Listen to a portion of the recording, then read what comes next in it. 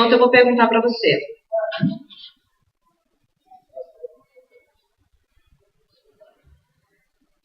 Curso Família Feliz, Projeto de Deus. Pode repetir assim comigo? Família Feliz? Tá muito fraco. Vamos de novo. Família Feliz? Projeto de Deus. Mais uma vez. Família Feliz? Projeto de Deus. Palestra de número 2 do curso Família Feliz, Projeto de Deus.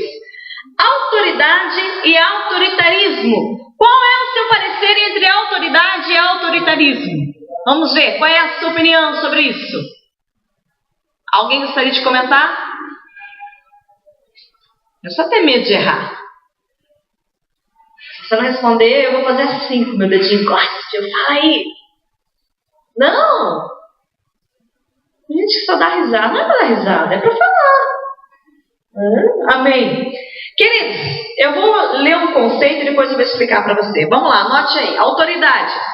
Exercer o poder por possuir muito prestígio pelas pessoas que lidera, e a autoridade é conquistada por respeito e amor. É alguém reconhecido por seus atos de justiça e provisão.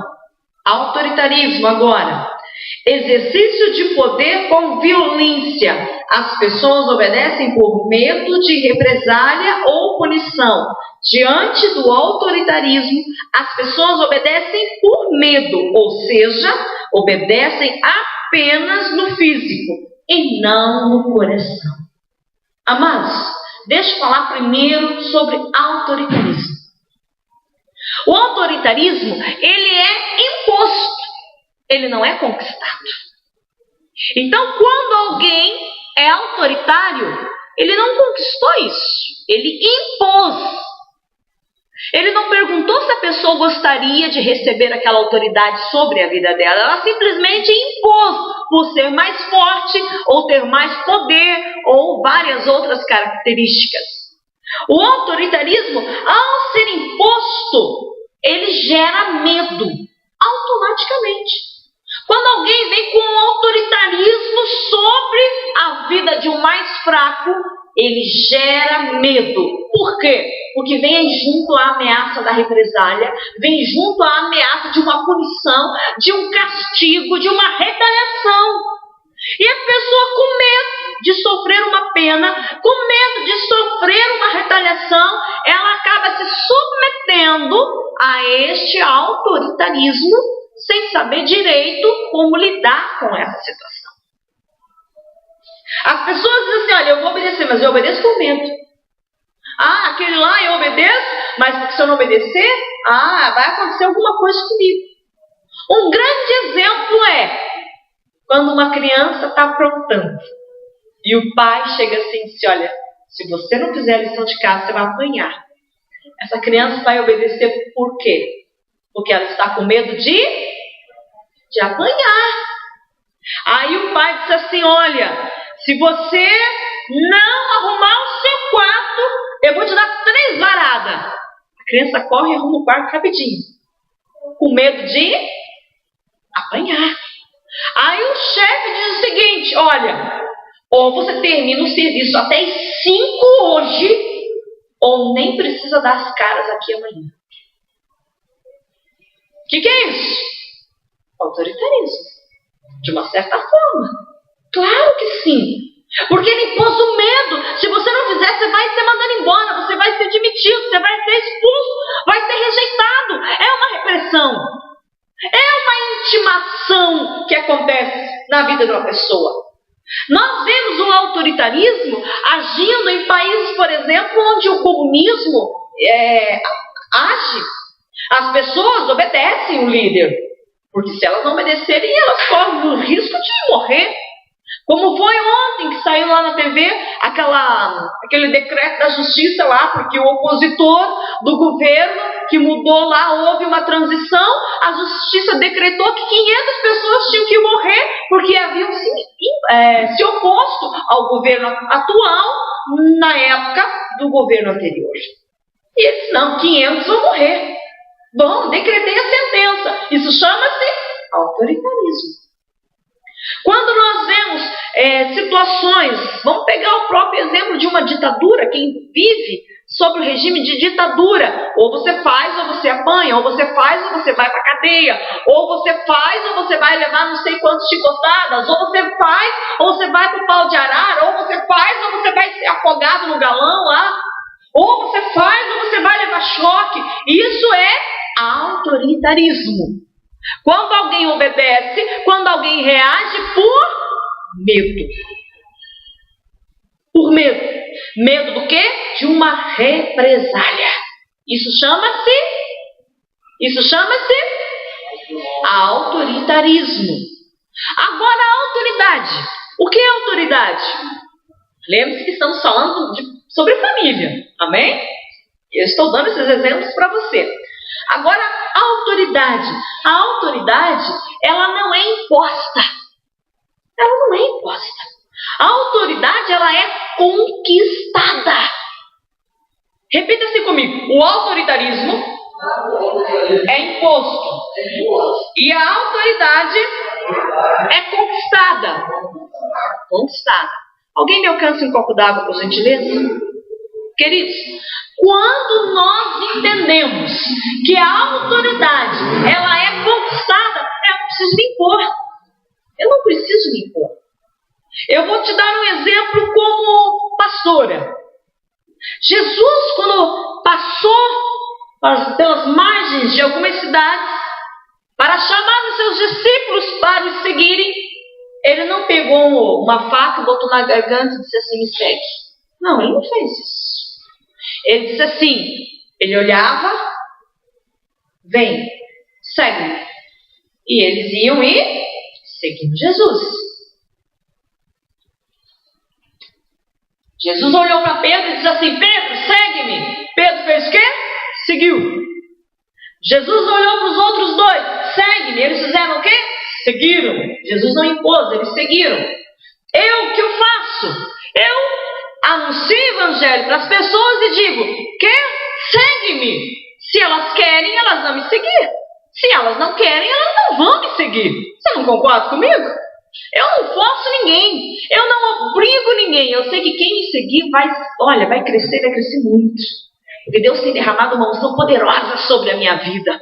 E o projeto de Deus sobre esse ministério é grande. Muito grande. Então haverá muitas vantagens para quem estiver me seguindo. Para quem estiver servindo a Deus por meio do meu ministério. Só que eu não posso obrigar as pessoas. Eu não posso colocar um punhal nas pessoas e dizer, siga-me. Se a pessoa quiser, ela vai me seguir. Se a pessoa não quiser, ela não vai me seguir. Concorda comigo? Nós somos livres. Vivemos num país que é livre. Vivemos num país que é laico. As pessoas, elas fazem o que elas querem da sua fé. Fazem o que querem. Então, meu amado, o autoritarismo, ele impõe, ele obriga, assim como existem algumas religiões, que se a pessoa não aceitar, eles soltam bomba na casa deles.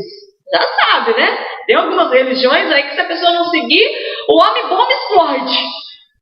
Tem que seguir. O Jesus é diferente. E a autoridade, ela é conquistada. Amado, quando alguém percebe, vamos supor, alguém percebeu, me conheceu, viu minha maneira de trabalhar para Jesus Cristo, minha maneira de fazer obra, parou, pensou, poxa vida, essa mulher é centrada, essa mulher é sábia, essa mulher é estudada, essa mulher tem objetivos, essa mulher tem futuro no reino de Deus, eu vou seguir ela. Isso é livre, é ou não é? Isso é livre, isso é liberdade. Mas aí surge a autoridade. Porque se a pessoa decide me seguir, automaticamente ela vai querer acatar as minhas instruções, dizer, não, eu quero, você tem boa palavra, você tem dinâmica, você tem visão, você olha lá na frente, és visionária na palavra de Deus. Vou te seguir. E a autoridade, ela surge. Ela é conquistada. Surgiu uma amizade, surgiu um carinho, surgiu um respeito, surgiu um carisma, simpatia, tudo de bom. E a autoridade, assim, ela é conquistada. Dentro de casa, a mesma coisa. Os familiares, eles estão ali unidos, interligados, e sempre alguém tem autoridade maior. Isso não foi imposto. Case comigo, senão você vai morrer. Não era certo isso. Isso era um tempo da bisavó. Case se não se apanhar. Não é mais assim. A gente casa porque ama, a gente casa porque está apaixonado. A gente casa porque está bem, quer viver feliz. Então surge o respeito, surge o amor. Então a autoridade, ela é o quê? Vamos ver se você entendeu. A autoridade, ela é o quê? Vou perguntar de novo. A autoridade, ela é? E o autoritarismo, ele é imposto. Existe grande diferença. Isso é importante a gente entender para clarearmos os assuntos sobre os papéis de cada um dentro de casa. Na semana passada falamos sobre a autoridade do homem, sobre o papel da mulher, e vamos falar hoje sobre o papel dos filhos dentro de casa. E é importante a gente saber bem a diferença entre autoritarismo e autoridade para que a gente possa seguir em frente com saúde na palavra de Deus. Em nome de Jesus. Amém? Queridos, quando os filhos entram na vida de um casal, as coisas mudam. Quantos já são pais aqui? Quantos já são pais? A maioria, né? A maioria aqui. Só os jovens mesmo, né? Só os que não são casados ainda. Queridos, assim, quando nós nos casamos, a gente vive um período diferente. Totalmente diferente daquele que a gente vai passar a viver depois que a gente tem filhos. Totalmente diferente. E eu posso, assim, com muita propriedade falar isso para você, porque eu tive uma experiência com isso. Este ano eu completo 20 anos de casada, mas a nossa filha ainda tem 7. Por quê? Porque nós esperamos por 12 anos para ter o nosso primeiro filho. 12 anos é 12 anos para um casal esperar para ter o primeiro filho. Até termos o nosso primeiro filho, a gente decidiu fazer faculdade. Eu fiz a minha primeira faculdade. Depois fomos, segunda vez, sentar para estudar. Fomos juntos, fizemos o curso teológico juntos. Nos formamos juntos em teologia. Fomos passear, fomos viajar. Desfrutamos a vida. Fizemos a obra de Deus. Pudemos evangelizar. A gente podia sair a hora que queria. A gente voltava a hora que queria. A gente ia onde que queria. Por quê? Porque a gente não estava preso por uma criancinha fofinha, bonitinha, que depois viria mudar toda a rotina da família. A gente pôde desfrutar como casal, no começo, de uma lua de mel de 12 anos. 12 anos! Sabe o que é chegar em casa e dizer, hoje não vamos fazer janta, vamos inventar aqui uma pizza, vamos inventar não sei o quê, ou vamos comer fora, ou vamos fazer um lanche. Não tinha aquela preocupação de ter uma alimentação pautada, equilibrada para uma criança.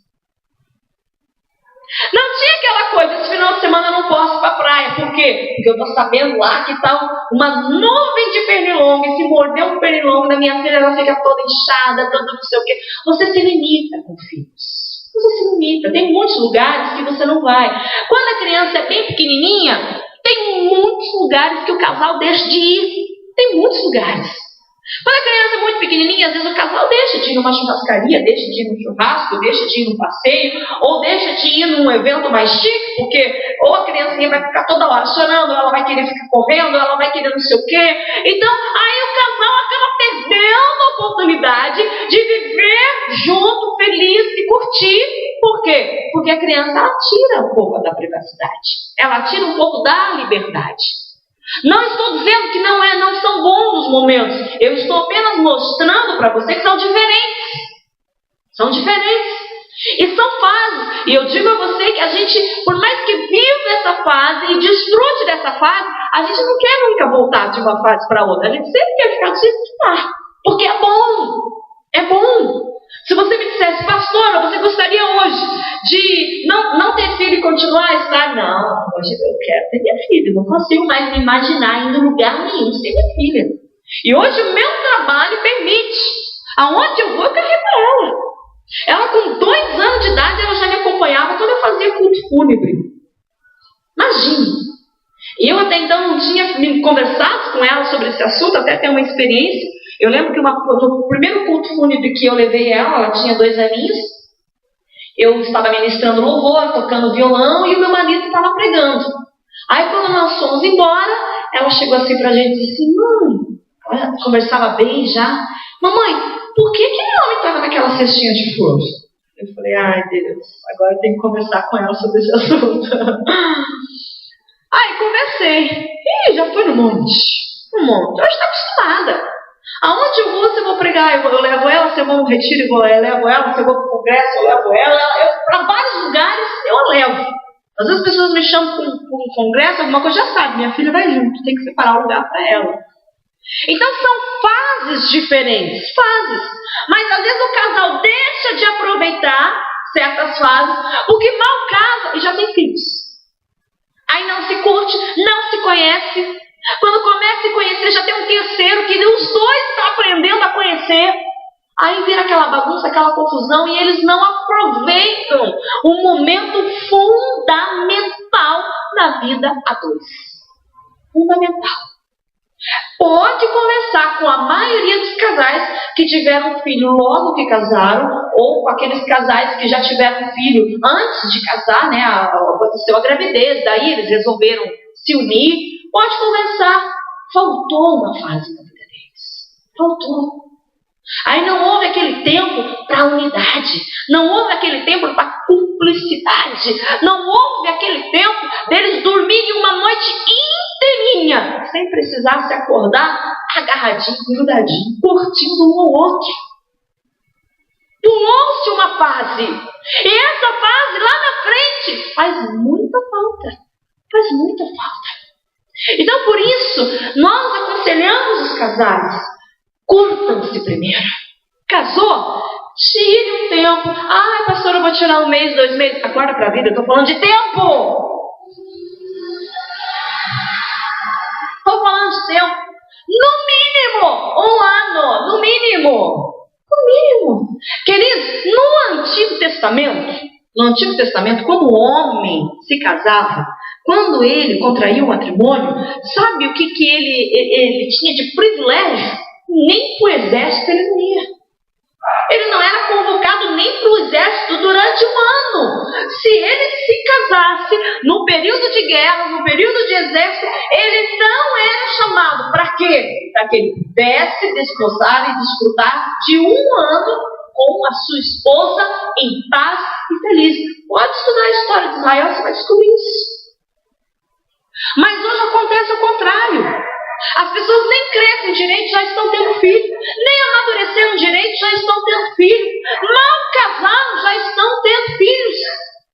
Elas pulam etapas. E essas etapas fazem falta lá na frente. Fazem falta lá na frente. Pastora, dá tempo de consertar? Depois, quando as crianças crescem um pouquinho, dá tempo. Mas nunca vai ser a mesma coisa. Nunca vai ser a mesma coisa. Então, primeiro conselho desse curso, Família Feliz, Projeto de Deus. Se você está casando, tire um tempo para viver em lua de mel por vários e vários meses com o seu cônjuge. Conheça bem ele, conheça bem ela, curta bastante ele, curta bastante ela. Porque depois, bem na frente, quando vierem os filhos, vocês vão curtir os filhinhos de vocês e vão poder estar unidos para resolver toda e qualquer situação que surgir e juntos poderem dar a melhor instrução para o filho de vocês. Amém, queridos? Glória a Deus. Abra sua Bíblia na carta aos Efésios, capítulo 6.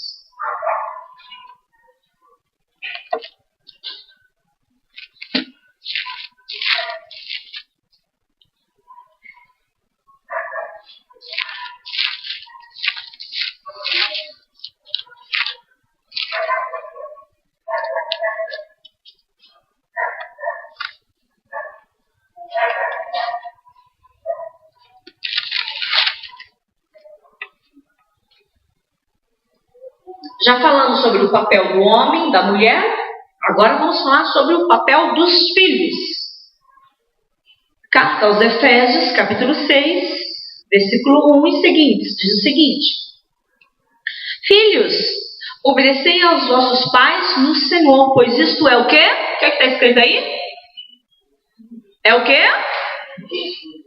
Vou ler de novo. Filhos, obedecei aos vossos pais no Senhor, pois isto é justo. Verso 2. Honra a teu pai e a tua mãe, porque é o primeiro mandamento com promessa. Para quê? Olha, ele vai explicar o porquê que tem que honrar o pai e a mãe. Verso 3. Para que te vá bem e sejas de longa vida sobre a terra. Quem quer ter longa vida aí? Eu quero. Eu quero viver bastante. Eu quero pregar até Jesus voltar.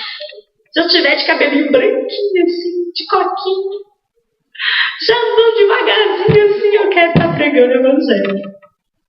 Mas pelos sinais eu creio que Jesus volta antes. Não sei se eu vou ficar de cabelinho branco, prateado. Oh, Jesus. Vamos lá. Filhos que obedecem aos pais. Queridos, filhos que obedecem aos pais, quais são as características? Primeiro, eles fazem o que os pais dizem. Amém? Eu quero falar com as crianças agora. Quero aproveitar esse momento, os filhos, presta atenção. Filhos que obedecem aos pais, eles fazem o que os pais dizem. Amém? Segundo, eles não ficam reclamando nem murmurando. Agora tem criança, tem jovem, tem adolescente que a mãe diz assim: ó, tem isso aqui pra janta. Ai, de novo? Ai, porque todo dia tem isso aqui na janta. Todo dia é isso aqui no almoço. Todo dia. Fica murmurando, reclamando, desdenhando.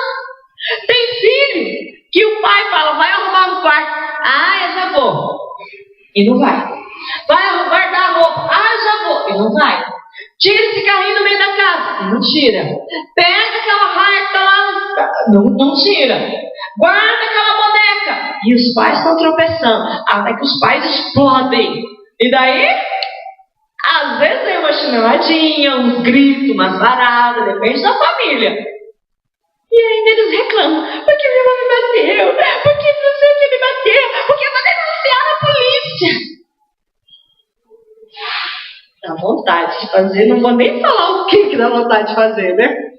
Ainda bem que a gente tem Jesus, não faz o que a carne manda fazer. Mas, quando a criança entende o princípio que ela precisa obedecer, quando o adolescente entende o princípio que ele precisa respeitar, as coisas mudam dentro de casa. Mudam.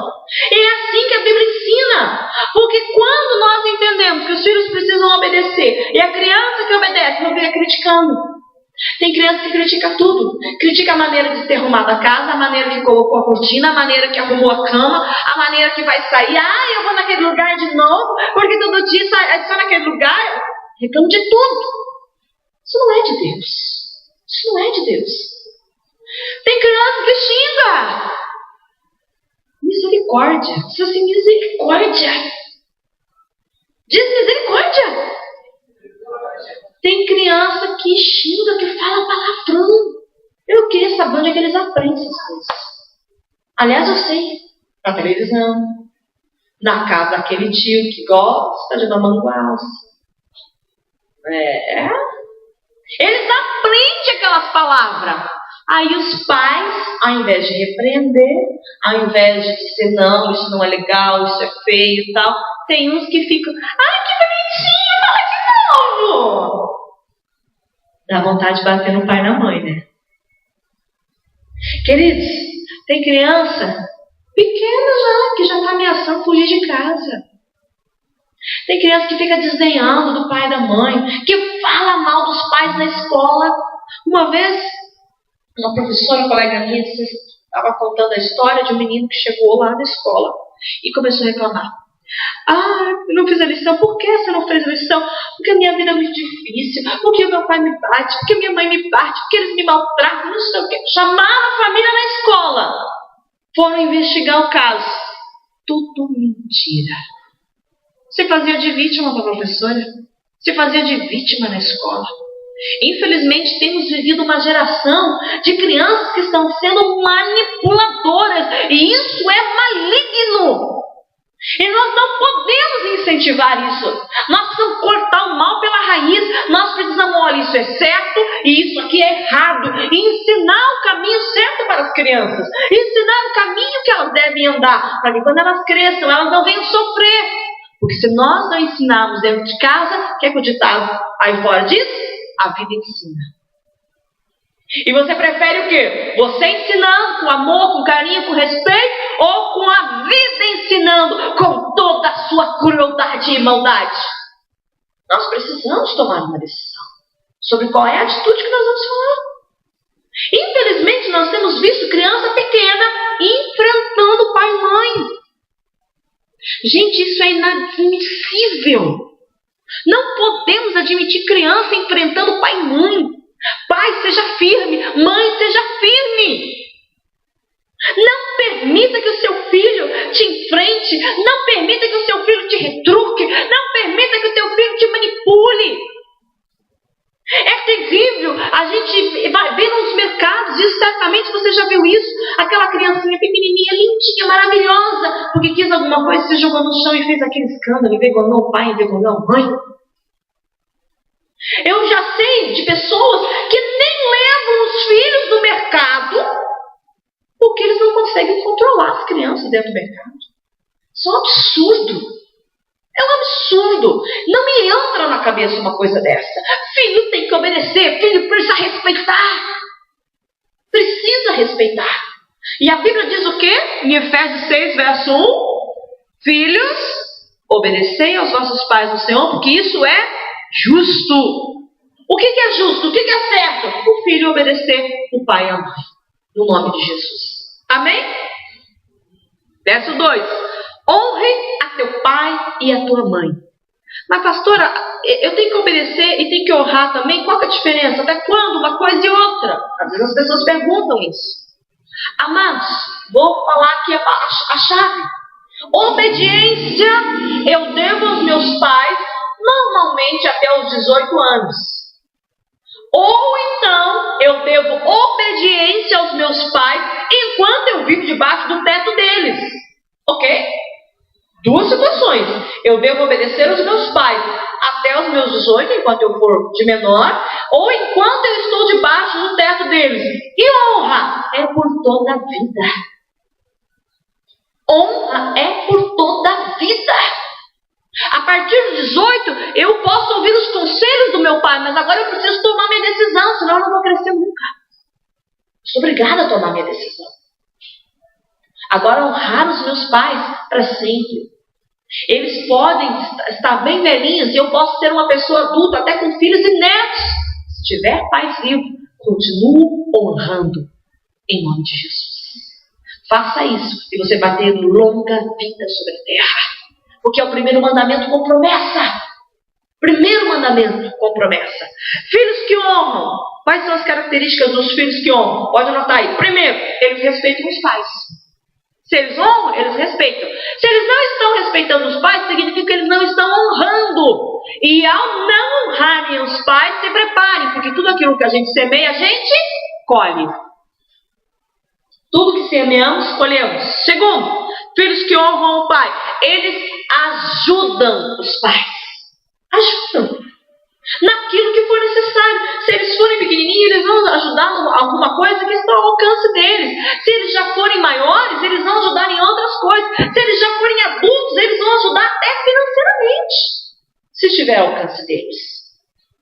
Terceiro, filhos que honram, eles colaboram com os pais. Naquilo que os pais estão necessitados, os filhos vão dar o socorro. Porque isso é honra. Isso é honra. Quantas vezes os nossos pais perderam de noites de sonos para cuidar da gente? Muitas. Muitas. Então, vale a pena a gente tirar um tempinho, cuidar do pai, cuidar da mãe, ligar para o pai, ligar para a mãe.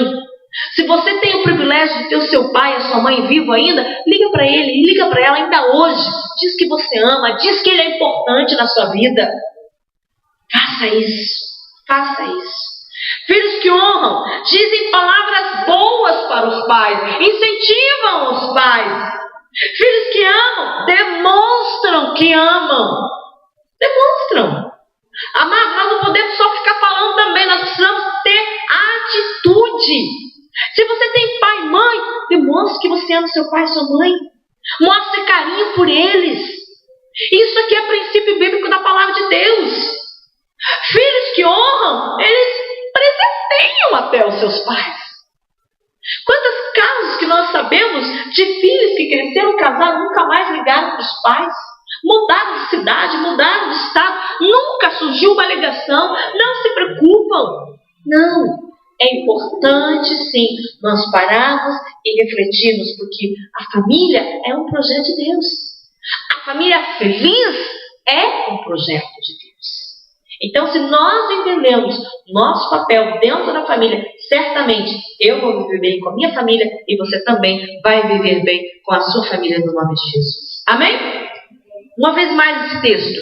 Filho, obedecei aos nossos pais do Senhor. Por quê? Qual é a explicação? Porque é justo. O que é justo? O que é certo? Obedecer o pai e a mãe. Amém? Honrar o pai e a mãe. Por quê? Porque é o primeiro mandamento. Qual é a promessa? Para que te vá bem. Quem quer se dar bem na vida aqui? Quem quer se dar bem na vida? Eu quero me dar bem com a vida. Eu quero.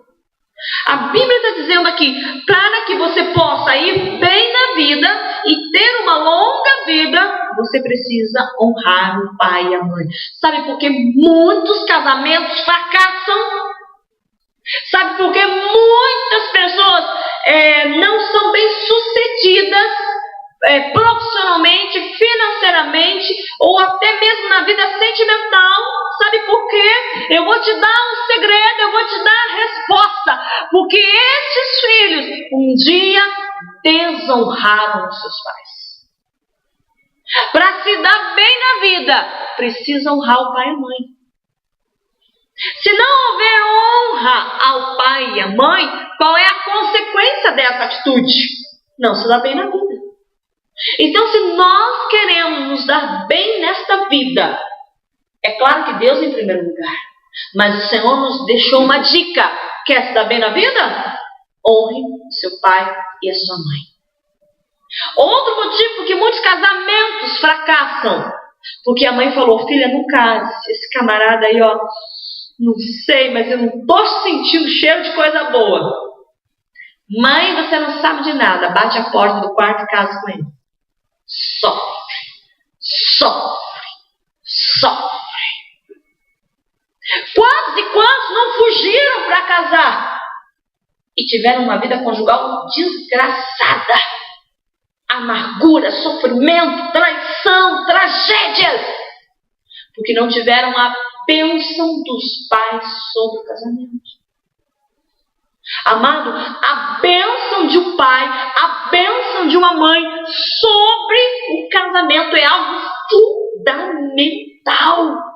Fundamental. Fundamental. Por isso nós sempre incentivamos as pessoas que casam. Os seus pais precisam estar presentes na cerimônia. Eles precisam estar de acordo com a cerimônia.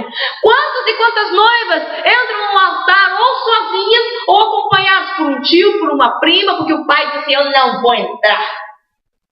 Esse casamento não tem a minha bênção. E aí o problema vem.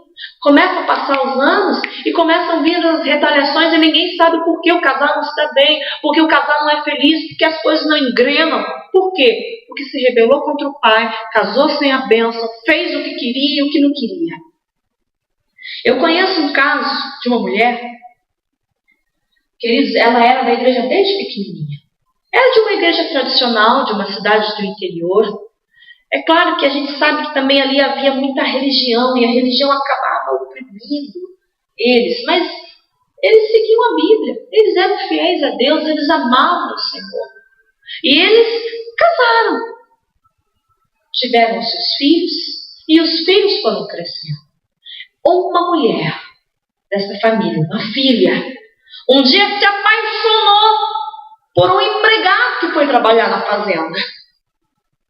E o pai disse, não, minha filha minha não casa com aquele peão lá, porque ele é isso, porque é aquilo, porque ele é aquele outro. E ela disse assim, não, eu vou casar. De noite ela fez as trouxas, no outro dia ela foi embora com o homem. Eu conheci a história dessa mulher. Anos, anos e anos, sofrendo, sofrendo, sofrendo. Ele batia nela, ele traía ela, ele amaldiçoava ela. E pior de tudo, ele dizia que amava.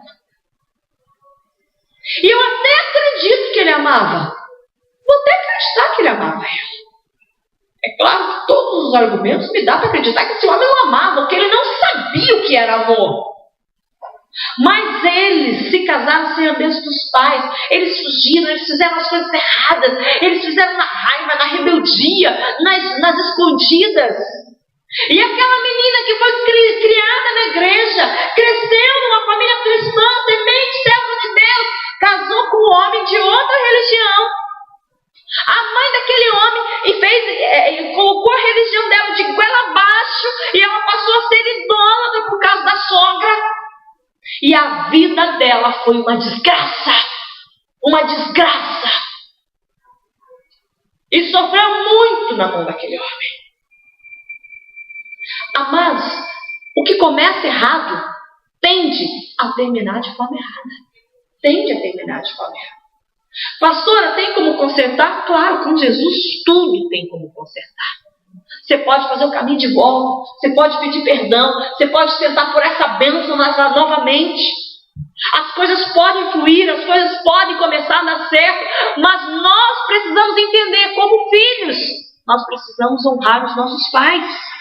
Porque é princípio bíblico, para que eu me dê bem na vida, eu preciso honrar o meu pai e honrar a minha mãe.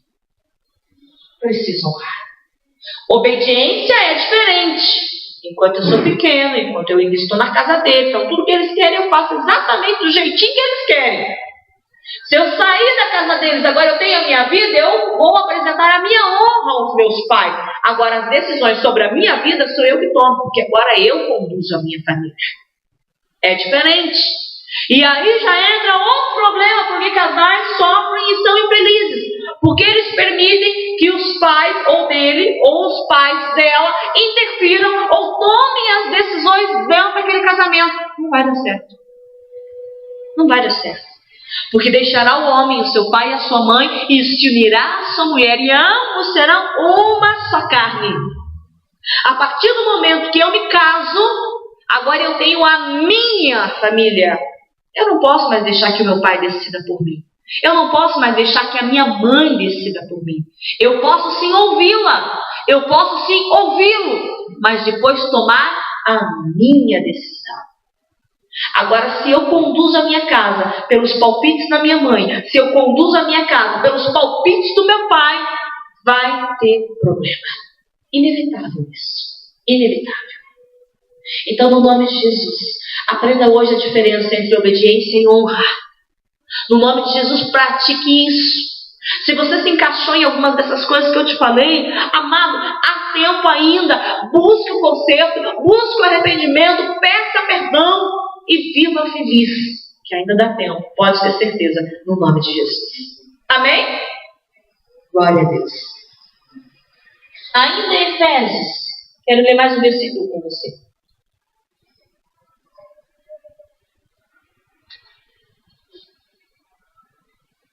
Quero falar sobre os pais agora. Efésios 6, verso 4. Olha o que diz o verso 4. Esse versículo é interessante. E vós, pais, não provoqueis vossos filhos a ira, mas criai-vos na disciplina e na admoestação do Senhor. O que é que a Bíblia está dizendo? O que é que a Bíblia está dizendo aqui? Que não é para os pais provocar ou despertar a ira nos filhos. Não pode. Embora seja uma criança, aquela criança tem sentimento. Embora seja um adolescente, aquele adolescente tem sentimento. Embora seja um jovem adulto, aquele jovem adulto também tem sentimento. E a Bíblia dá instrução, pais, não provoquem a ira nos seus filhos, não irritem os seus filhos, eduquem-os sim, que é sua responsabilidade, mas não despertem a ira neles, porque eles terão sentimentos. E se o pai desperta a ira num filho, ele vai estar abrindo uma porta para que o filho peque e perca a bênção dele lá na frente. Porque se um filho ele é tomado de ira por causa dos pais, o que vai acontecer? Ele vai ou desobedecer ou ele vai desonrar. E ele vai perder a oportunidade de ser feliz lá na frente. Então Deus dá instruções sobre a família, dá instruções sobre o papel do homem, dá instruções sobre o papel da mulher, dá instruções sobre o papel dos filhos e dá instruções sobre o papel dos pais sobre os filhos. Educar sim, com firmeza sim, mas sem despertar a ira. Tem muitas crianças que sofrem bullying dos próprios pais. Tem criança que nasce com a orelhinha assim, ó, mais viradinha. E não precisa a criança ir para a escola aos 6 anos para que os coleguinhas tirem sarro, porque a orelha dela é aberta demais. Já começa dentro de casa. Ó, orelhudo, vai lá varrer a casa, vai lá arrumar teu quarto, seu orelhudo. E a criança vai crescendo com aquilo, porque ele é um orelhudo. E o pai nem se dá conta que está despertando a ira sobre a criança. Ou às vezes a criança tem um dentinho um pouquinho mais para frente, sei lá. Aí o pai fica, seu dentuço, seu barrigudo, seu cabeçudo. E o pai vai amaldiçoando a criança. Seu linguiça, seu tripa. E vai amaldiçoando a criança. E vai falando uma coisa. Ou só sirigaita. E vai colocando apelido sobre a criança. E aquilo vai despertando uma ira. E o pai achando que é um apelido carinhoso. Ai, minha sirigaitazinha, vem aqui. Não vai dar certo. Não vai dar certo. Queridos, até mesmo na disciplina, infelizmente, às vezes os pais acabam provocando a ira. Porque tem pais que repreendem, a criança pronta, o pai repreende. Ok, repreendeu? Ótimo. Morreu o assunto. Em algumas casas. Porque daí o pai continua. Porque eu te falei, porque você não sei o quê, porque você nunca me obedece, porque você é isso, porque... E não para. Fica o dia inteiro falando naquele assunto. Peraí, já não repreendeu de manhã? Já não disciplinou de manhã? Já não sentaram e conversaram de manhã? Então morreu o assunto. Aí os próprios pais ensinam as crianças a ficarem retrucando, a criticar e assim por diante. E ficam o dia inteiro repreendendo, amaldiçoando, profetizando coisas erradas sobre a vida da criança. Isso quando não é a semana inteira ou quando não é o mês inteiro. Conversou sobre um assunto, conversou, está conversado, acabou. Porque daí depois ele fica adolescente, você vai sentar e falar uma coisa, ele vai falar 10 para você, você vai fazer o quê? Amados, nós precisamos pregar o Evangelho e na maioria das vezes nós precisamos fazer isso sem usar palavras. Quando for necessário, a gente usa palavras para pregar o Evangelho. Quando for necessário. Porque a gente prega o Evangelho com o nosso comportamento, com a nossa atitude, com a nossa postura. Com o nosso comportamento diante da Bíblia Sagrada. E se nós não entendemos qual é o nosso papel dentro de casa, a gente vai tomar atitudes erradas. Ou a gente vai ser manipulado por filho, ou a gente vai despertar a ira do filho. Ou a gente vai irritar o marido, ou nós seremos subjugados por ele ou por ela. E é essa a vontade de Deus? Não, a vontade de Deus é que cada um de nós possa assumir o seu papel dentro de casa e viver bem, em paz e feliz. No nome de Jesus. Ok? Vá um pouquinho para frente, na primeira carta de Pedro, capítulo 5. Você está em Efésios, caminha para frente.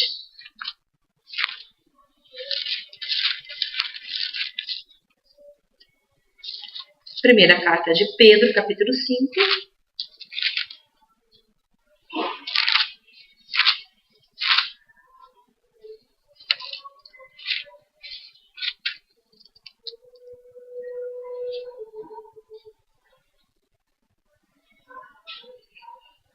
Quero ler a primeira parte do versículo 5. Primeira carta de Pedro, capítulo 5, versículo 5, parte A. Quero falar agora sobre o respeito aos mais velhos. Algo que infelizmente parece que se perdeu na nossa sociedade. Parece que se perdeu na nossa sociedade. Primeira carta de Pedro, capítulo 5, verso 5, parte A. Diz o seguinte: rogo igualmente aos jovens, sede submisso aos que são o quê? mais velhos, anciãos. Vamos ler de novo? Vamos lá? Rogo igualmente aos jovens, sede submissos aos que são mais velhos. Outro assim, no trato um com os outros, e cingi-vos todos de humildade, porque Deus resiste aos soberbos, contudo, aos humildes Ele concede a sua graça. O que Deus está pedindo para que os jovens façam? Que eles respeitem os mais velhos. Que eles sejam submissos aos mais velhos. Eu lembro que há alguns anos atrás, isso ainda era comum. Às vezes a criança vinha pedir a bênção para o vô, para o tio, para a tia, bênção pai, bênção mãe. Isso perdeu-se. Parece que não existe mais isso. Antes, nós víamos o respeito, a submissão. Não era só porque era o pai ou porque era a mãe, mas se era mais velho, existia o respeito. O jovem respeitava o ancião, o jovem respeitava o tio que era mais velho, o jovem, o adolescente, ele respeitava o vizinho que era mais velho, a vizinha, o dono da quitanda que era mais velho. Existia o respeito. Infelizmente, a sensação que nós temos hoje é que isso acabou. Parece que não existe mais o respeito. Pelo contrário. Ah, você é mais velho? Ah, você já está mais fraco? Te dou uma rasteira, hein? Fica ligada aí, hein? Parece que perdeu-se tudo isso. Mas não é o que a Bíblia está dizendo. A Bíblia faz um apelo. A Bíblia faz um apelo a cada um de nós. Vamos respeitar os mais velhos. Vamos respeitar. Vamos honrar os mais velhos. Isso é um conselho do Senhor para nós. E certamente, conselhos do Senhor para nós são conselhos bons. São conselhos bons. Tudo o que Deus faz é bom. E isso você pode ter certeza. Isso você pode ter certeza. No nome de Jesus. Amém, queridos? Vamos para frente. Gênesis capítulo 3.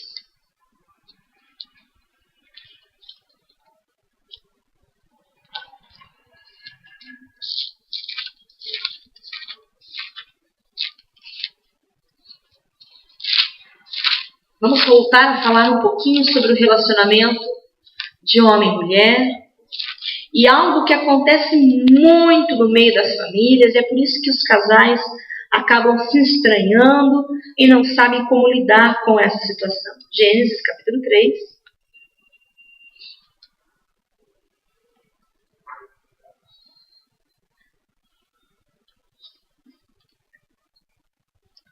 Por favor, Wesley, coloque a tela para mim ali, por gentileza. Quero ler com os amados Gênesis 3, versos 12 e 13. 12 e 13. Acompanhe comigo. Vou falar agora sobre o espírito de acusação. Algo seríssimo no meio da família. Seríssimo. Diz o seguinte, verso 12. Então disse o homem: a mulher que me deste por esposa, ela me deu da árvore e eu comi. E disse o Senhor Deus à mulher: isto é que fizeste? Respondeu a mulher: a serpente me enganou e eu comi. Queridos, sabe o que aconteceu aqui?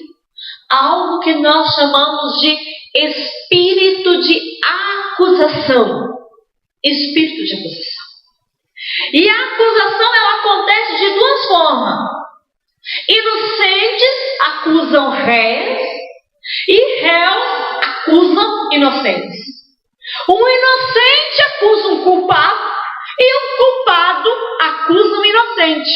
E aí o problema está feito. Esse espírito de acusação, de uma vez por todas, precisa sair do meio das nossas famílias. Porque, do contrário, nós não viveremos em paz. Não viveremos. Acusar significa culpar, declarar alguém como culpado. Acusar significa incriminar o outro, tendo certeza da culpa do outro ou não. Mas isso é acusação.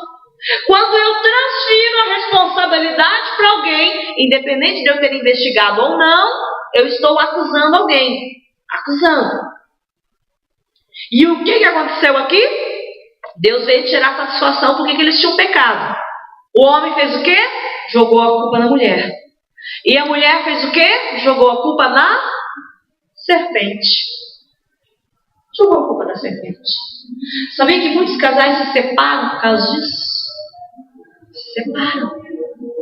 Muitos casais enfrentam o divórcio por causa deste maldito espírito de acusação. Um atribui a responsabilidade para o outro e o outro atribui a responsabilidade ainda para o terceiro. E assim as famílias vão se destruindo. Mas nós vamos continuar falando sobre isso na nossa próxima palestra. Eu quero convidar você para ficar de pé neste momento. Quero fazer uma oração com você.